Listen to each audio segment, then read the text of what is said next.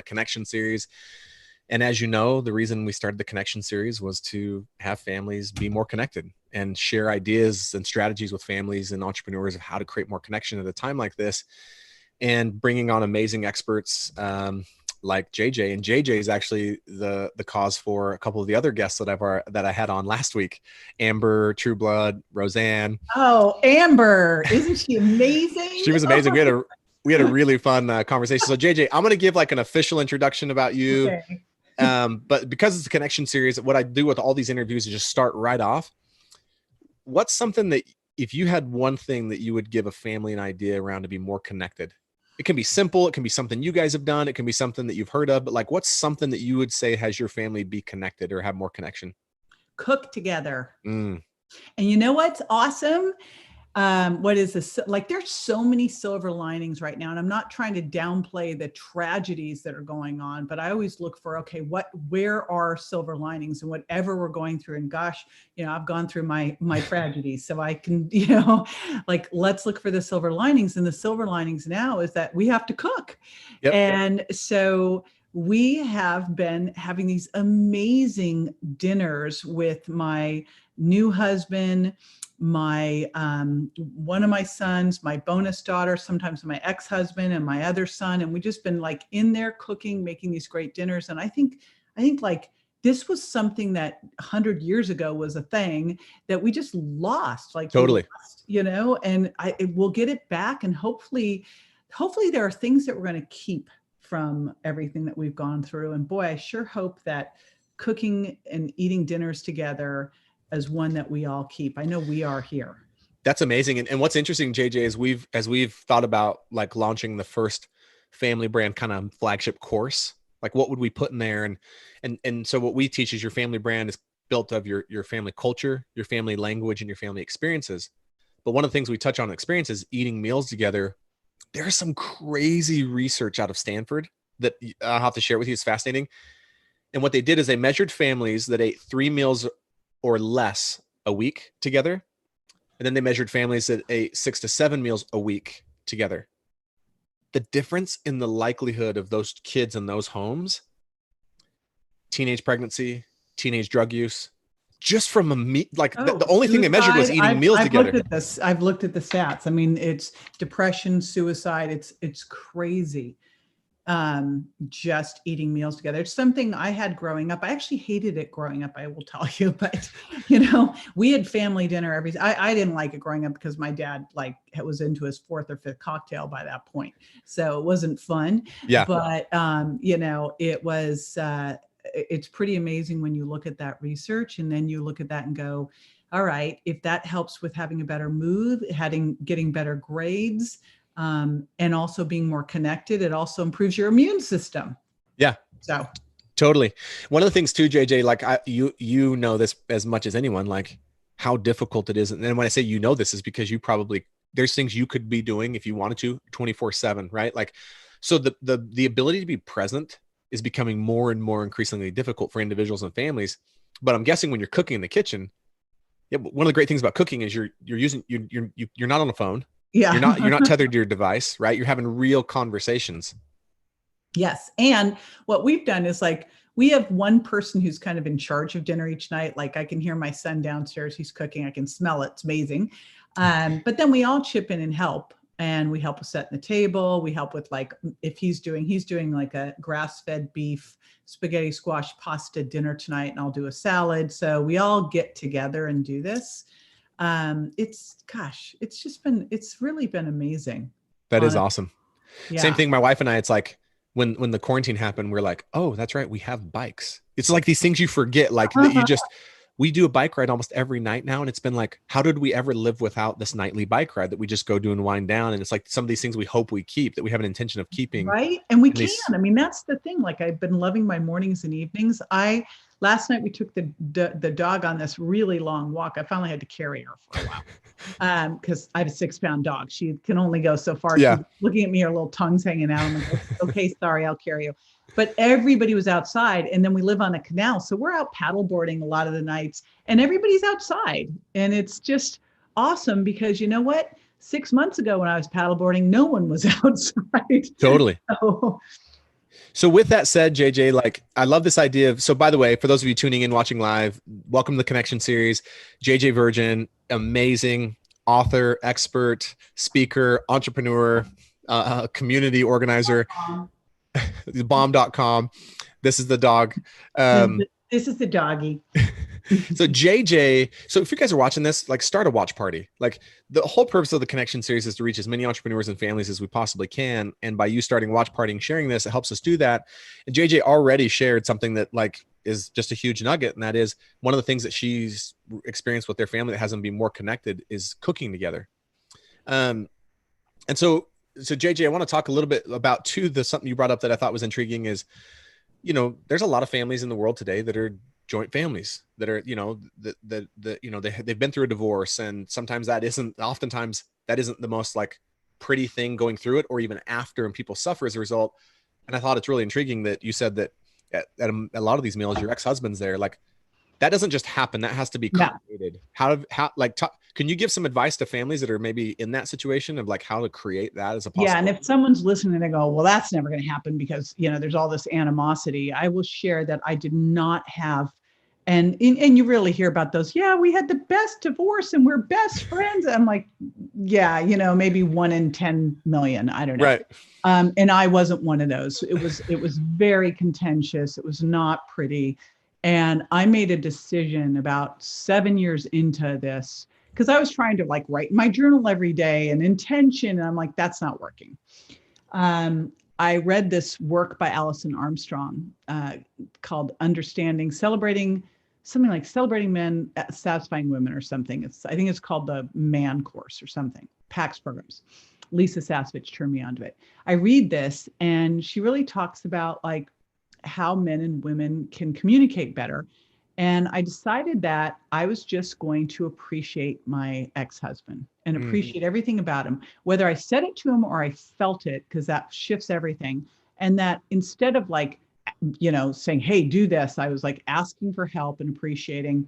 And it really shifted the relationship. And, I came from a place of, hey, I married him for a reason. I don't like, he's a great guy. We just weren't great together.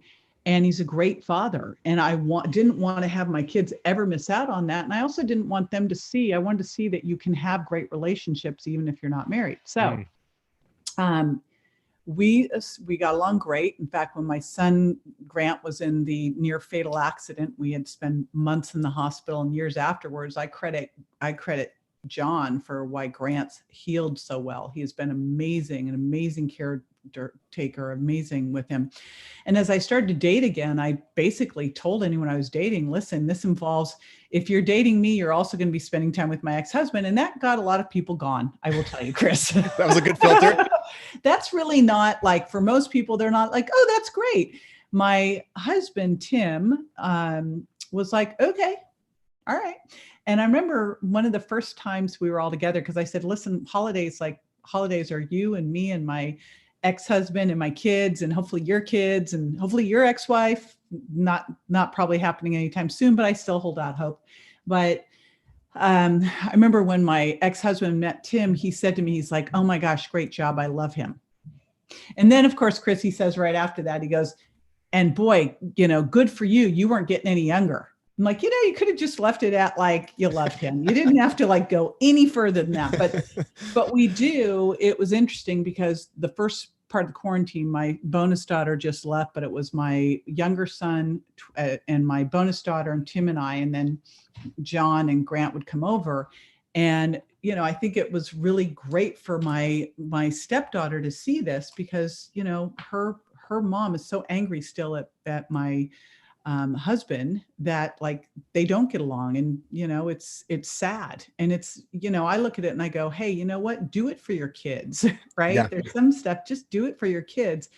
And guess what, there was definitely some things that my ex-husband did and I did that were not great, but just let it go, forgive, and do what's best for your kids. And all of a sudden you'll realize, you know what, I fell in love with this guy initially for a reason, and we all get along great, and this is fine. That's awesome. What an example. And like I said, I knew when you said that, I was like, that didn't just happen. That was a creation, right? That was an intentional Right. creation. And by the way, JJ, we have some like a bunch of mutual friends on here watching. Jason Gaynard, Jill Lane, Jim and Jamie Shields, Steve Peary, Tony Grubmeyer, Jamie Kindred, a bunch of people from Wow. MMT. Welcome all you guys. Thanks for watching and tuning in. Um, and so that's one of the things that JJ, I guess, in my own story around family that I woke up to is like, it's a creation. Like Yeah. if you want your family to be a certain way, it's no different than how we design our businesses. Like Campfire Effect, I had just an idea that popped into my head and I just created it into a business, just like you've taken and created this amazing business. And by the way, you guys, I should have said this at the very beginning. Like I want to say it publicly, like JJ was one of the first entrepreneurs of real influence that was like had a real business that like bet on me and believed in me enough to hire me privately and then had me come in and work and trusted me enough to expose me to her community. And so to this day, I'm really, Well, it really just grateful made for me look JJ. good. Well, You know? people are like, did you not work with any entrepreneurs before, JJ? Is like, oh no, I worked with entrepreneurs, but like people that didn't have a real business or didn't have, like I worked with some cool people, but like JJ was really, and it was just a profound confidence booster for me. And it really helped me find my people in my tribe, which is holistic healthcare practitioners. I Like, know. and Aren't they the best? they're amazing. They And so are. JJ, if you guys don't know, JJ has the most amazing nutritional supplements, the most amazing nutritional products. She's a New York Times bestselling author. She has amazing books. She runs one of the most transformational communities out there called the Mindshare community for healthcare practitioners, making a massive difference out there in the world of people's health. One question I've asked every entrepreneur that's gotten on, JJ, and I love everyone's different perspectives is, why do you think, now this is me, and you can also disagree with this if you want. Okay. I have experienced that it's actually easier for most entrepreneurs to be more intentional in their business around the culture and the brand of their business than their own family and home. Mm-hmm. Like, and I'm just curious because I know that's for me. It's like, and like Jim and Jamie Shields were saying earlier, it's like, it's actually probably easier for most entrepreneurs to have success in business than in family. Why do you think that is as entrepreneurs? Why are we so much more hardwired to be intentional around the brand and the culture of our business and maybe sometimes our own family and home? Gosh, I don't know why it is, but I absolutely 100% agree with you that it is. And I remember early on having my two kids, and by the way, like we discovered through a couple amazing doctors in Mindshare that Grant, who was diagnosed early on with bipolar, early in life, really has had neural infection and neural inflammation from Lyme disease for most of his life, and we've healed it. Like, it's pretty crazy, right? And so I had a lot of challenges with him growing up, and so it was definitely easier and more like, I think with work, it's a lot easier to manage and control. Totally. Like, you can set goals and you go after those goals. Like, I'm going to put this many people on my email list. I'm going to sell this thing. I'm going to, like, this is work. Business is so much easier than family and all the emotions and the, like, I mean, gosh, even just, I remember taking my kids to nursery school and saying goodbye and like falling apart, like, you don't fall apart when you, like, I don't know, decide you're not going to sell a course anymore. Right. It's just, gosh, there's so much emotion involved. And I think there's so much, as a working mom, there's so much stuff swirling around about, if you're working, you feel like you should be with your kids. And if you're with your kids, and Jill Lane, I think, was watching, and she said to me to this early on. Jill's kind of someone I've known for, gosh, over 20 years. I think of her as a sister. And she used to work at my gym way back when. And when she had her first baby, she goes, so I feel guilty. And I go, yeah, you do. Yeah. And you're going to feel guilty when you're working that you're not with your kids. When you're with your kids, you're going to feel guilty that you're not working. And then you're going to end up not being really present for either. So my biggest advice is just, when you're with your kids, be with your kids. And when you're working, be with your work. Easier said than done. But, Totally. What has really made me realize, and this is, I think, the most important thing here, is I set some very specific goals in business. I hit those goals. So then I thought, now what do I do? And I thought I better set more goals. And so then I hit those goals, and I realized those goals were doing, and then I thought, well, I better do something. What should I do now? I better set more goals. And then all of a sudden you go, what is the point of all this? like this is not doing a thing for me. You go and you watch your kid like do an incredible performance or win an award or hug their first girlfriend. That does more for you than any business goal you would ever in a So true. million years set. So why are we setting over here, and where is the, like, what is the single most important thing? Like, I give every book away, every other thing, and this became very clear when my son got hit, that there was nothing more important to me ever than, my family, by far, hands down. So it is bizarre that we don't put the energy where the energy is due. And I will tell you, one person you should definitely have on this show who's incredible with this, who I think has done, there are two people who I see as great role models here. And there's so many, thank you, honey, great role models in the Mastermind Talks community, because Jason attracts like, and Jason and Candace are great role models. But I think Chalene Johnson's another one who's just killed it with this balance and doing this so well. And Pat Flynn's another one who are just so great with this. So we need to hold up these role models who figured out it's not about balance. And I love that Mary Morrissey says, it's not balance, it's harmony. It's how to create a harmonious relationship. I love that. Right? Yes. I've never heard that before. That's amazing. Well, because if you try to create balance is fleeting, right? It's a seesaw. How often can you ever be balanced? Well, and I think again, to your point about earlier, JJ, I never made the connection with these two, but balance actually has me getting to, like, you talk about something that gets me into guilt and shame fast. Yeah. Like the actual fallacy that I should have balance is part of what contributes to my guilt and shame. Cause it's like, oh, like I'm out of balance over here. I'm out of balance. It's like, what if we just create harmony? And that, someone asked me one time, same things, like, hey, Chris, what's it like to have kids? And I go, you get a guilt card. Yeah. They're like, what? Like, you just get a card that's just like, hey, here's your guilt card, right? You have kids now. Here's your guilt card. And it's like, and it's that same thing. It's like, not only am I guilty when I'm working that I'm not at home, and not only am I guilty when I'm home and I'm not working, but then if I'm anywhere but those two, I'm guilty. Like, oh, I'm at the gym. And now I'm guilty because I'm not working or home. Right? I'm triple guilty. And so the thing that's interesting, JG, you've heard this quote, and what's funny is on the internet, it says it's like Willie Nelson came up with it. It says Jim Rohn. It's one of those quotes that no one knows who, but it's like, wherever you're at, be there. And the profoundness of that, like when I really sunk into that, it was like, that really would solve all of my, if I was just, because I'm at work, be there, be there, the impact and the difference I can make. And then when I'm home, we have to remind ourselves of that. Last night I had to write a note to myself about that, because I caught myself, my son Bryce is here. He said something and I realized I was like, heard nothing he just said. I was like, did you even listen to that? And I'm like, would you be present? Yeah. Be here.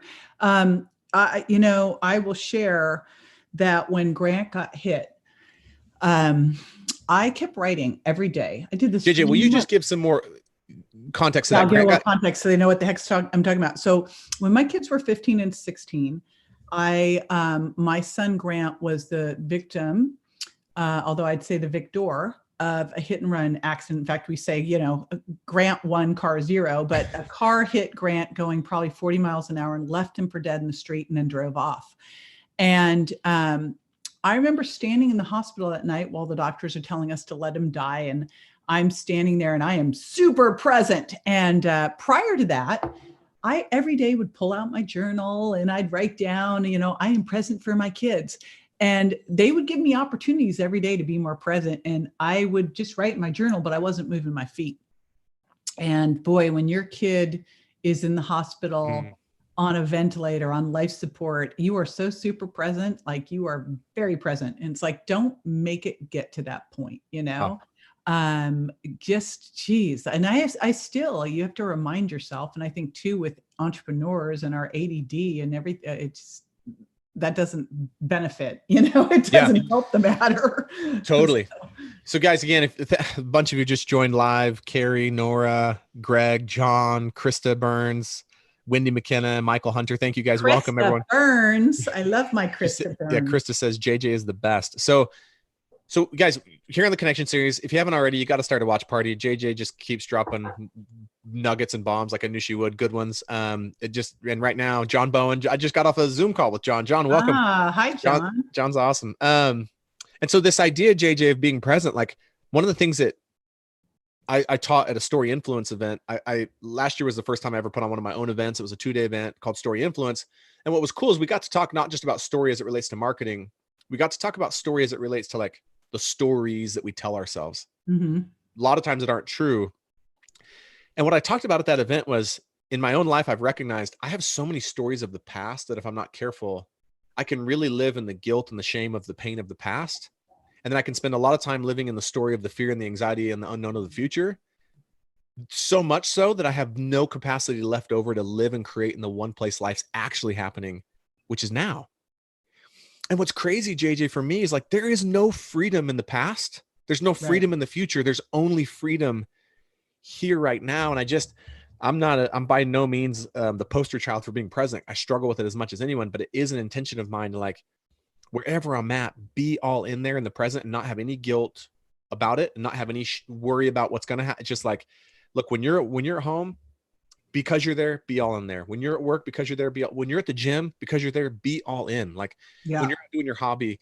So that's amazing. You know what? Here's a little piece of advice too that I think is a challenge for those of us who work out of it. Well, now we all work out of the house, and everyone's like, "Oh my gosh, how are you adjusting?" I go, "What's different?" Like the only difference is I could put my suitcases away. Like I put for the first time in years, I put my suitcases in a packing rack away. But one of the things I've really been working on is trying to make my workplace more distinct, because I tend to work I like to work over here, then work over there, and drag just it all over the house. Totally. And what I'm trying to do is like more be, okay, I'm working now, I'm out and I'm over here, not working. And sometimes I think we need to do that and draw those lines. Otherwise, it's like you're always working, right? Yeah. No, that's great. Okay, JJ, we can't have you on without talking about nutrition and how that impacts children and families. Like, and I mean, that's something you could talk about for days on end, but like what, for a family that's like something that's important to them and they're interested in, but it also feels like overwhelming to like, man, I'm trying to be the best in, husband or wife or mother, father, and a provider. And plus I got kids, like, and I want to be more intentional around like the food and the health in our family. Mm-hmm. What's something simple? Like, so we don't want to create World War III at the dinner table. People are like, how do I get my son to eat Brussels sprouts? I'm like, don't create World War III over Brussels sprouts. Maybe put some chocolate on them. I don't know. But I think the most important thing, I heard this line early on in my career. I go, that is the greatest line. And it was exposure equals preference. And the most important thing really with kids, I mean, when you look at what are we really teaching our kids, we're teaching our kids how to go out and make mistakes and be okay with it, right? You got to teach your kids how to fail and then learn and then go succeed, right? Mm. And then you teach them good lifestyle habits so that they can be super healthy and happy. And so food is a big one, and learning for your kids, learning how to cook. So even though it's a pain in the butt early on, I think the earlier we can involve our kids in food, because they're more likely to eat what they create. And then to go for a B+. Like I still remember growing up, I had this neighbor, Evelyn Blyer, and her mother would literally cut a cookie in half and put it in a little plastic bag and send it to school in her lunch. So she would get like a half a sandwich, a juice box, a half a cookie. And then she'd go to my house and eat all the cake and ice cream and garbage we had over there, which I never touched, because it's like we were taught to eat the good stuff first, and then if you wanted to have a little dessert, you could. So I didn't really care about it, right? So I think you teach your kids to eat the good stuff first and and have them as involved as possible, but don't make it a war. I always did that with my kids, and my son Bryce, like he would have very happily lived on chicken fingers, pizza, macaroni and cheese pizza. And right. Like, that's what he loved. And I'm like, that's nice. We're going to keep trying all these different things, finding the stuff you like and putting it out there. And it doesn't mean you can never have a cheese pizza, but it's not going to be like the daily food. When he went off to college, he knew how to cook. He knew how to eat healthy, and he made his own decisions. And people were like, how'd you get your son to do that? I go, I just exposed him to it, and I didn't push him. I just made it and let him know what it could do for him, and helped him make it be his decision. I do remember once in elementary school, I got this call and they said, you have to come pick up Grant. He is climbing the walls. And I go, climbing the walls? Like climbing the walls? They go, literally climbing the walls. And I go, what happened? They go, well, he won these M&Ms because he sold a bunch of Christmas wrapping paper. And I'm like, how many M&Ms did he win? They go, well, he won a pound bag of M&Ms. I go, did you give it to him? They go, yeah. I go, so he opened it. Yes. And I'm like, all right, you keep him. It's your problem now. But we are, Grant got out of the hospital, and my whole decision that night after we got through the first will he die, and he got through that first one, was like, all right, I'm going to do everything in my power to help my son be 110%, which I can now tell you, absolutely, my son is 110% better than when he went into the hospital with the torn aorta, multiple brain bleeds, coma, 13 fractures, everything.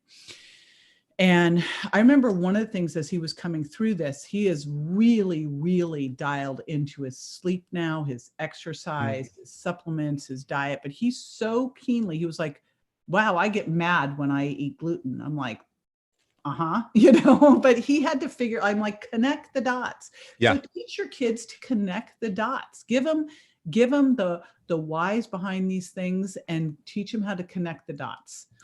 Yeah, we have, like, I think a lot of kids left to their own device, like, would eat whatever is like appealing to them or whatever is available. And so like connecting some of those dots, like I remember our 11-year-old Tanner, he's by far our most team oriented, and he's a pretty good little athlete.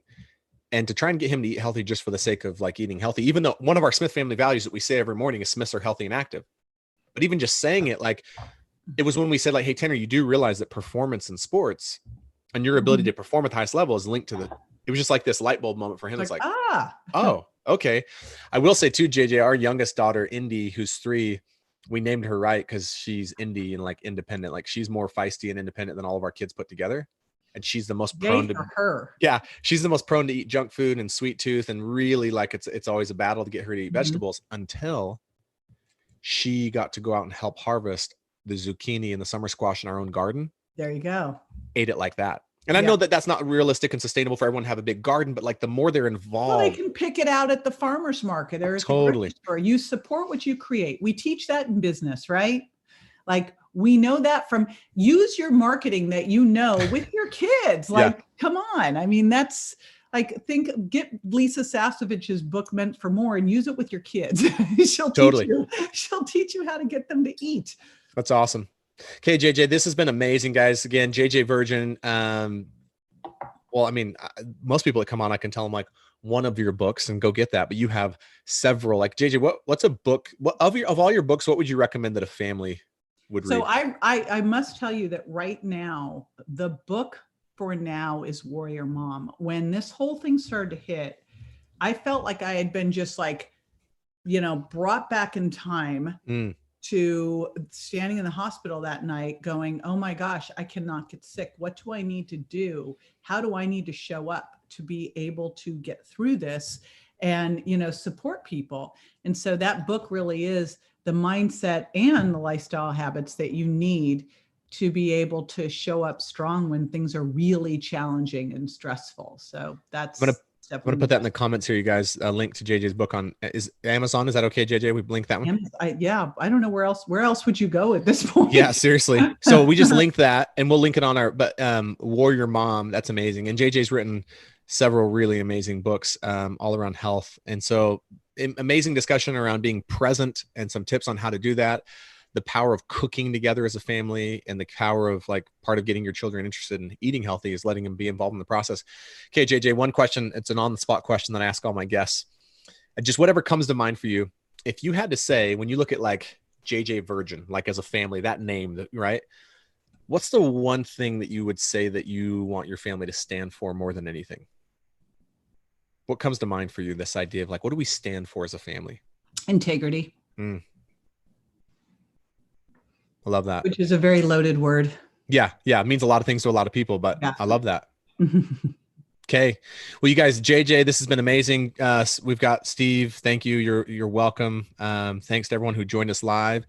Again, if you guys want to watch other amazing guest experts like JJ come on, if you just like our Family Brand Facebook page, we announce these. And then if you go to Family Brand Community and search that, you can join our Facebook group, and we have a course that we'd like to give you as a gift. And JJ, thank you so much for coming on and sharing with families today and entrepreneurs. Thank you. Love what you're doing. Thank you. Much needed.